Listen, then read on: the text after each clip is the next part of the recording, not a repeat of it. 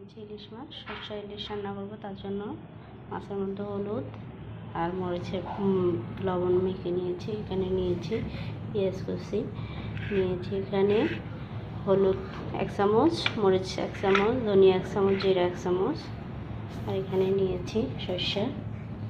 দিয়ে দিব এখন তেল।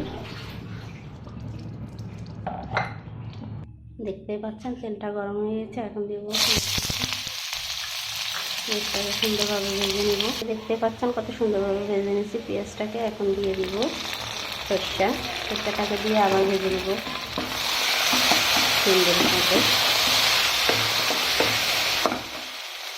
ভেজে দেখতে পাচ্ছেন কত সুন্দরভাবে ভেজে নিয়েছি।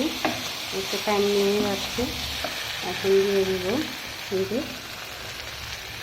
মশলা, এটাকেও ভেজে নেব। পানি দিয়ে যেন মশলাটা না পড়ে যায়।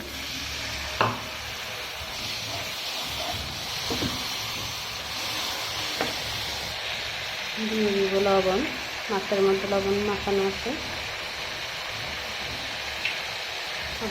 এটাতে একটু পানি দিব,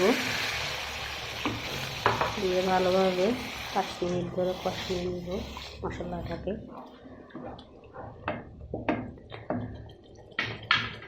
এই যে দেখতে পাচ্ছেন 5 মিনিট পরে আসছে, তেলও বাইরে হয়ে গেছে।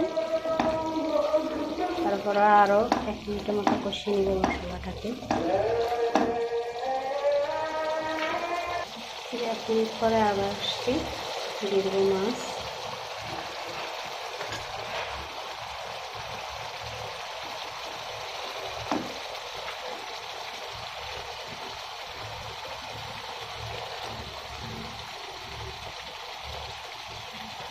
মাছটা দেওয়ার পরে কিছুক্ষণের জন্য ঢেকে দিব।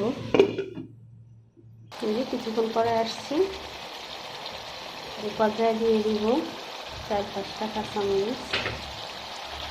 মাছটাকে উঠিয়ে দিব।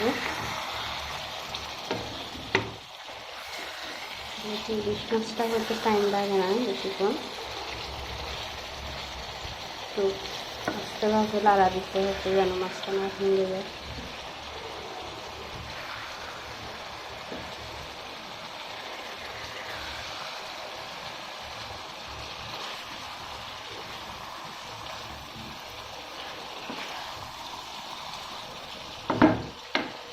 মাছটাকে সুন্দরভাবে উঠিয়ে ফুটিয়ে নিয়েছি। এখন আরও 2 মিনিটের মতো রাখবো।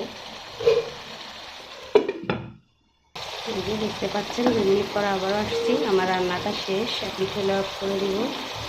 যদি ভালো লাগে তাহলে অবশ্যই আমার ইউটিউব চ্যানেলটা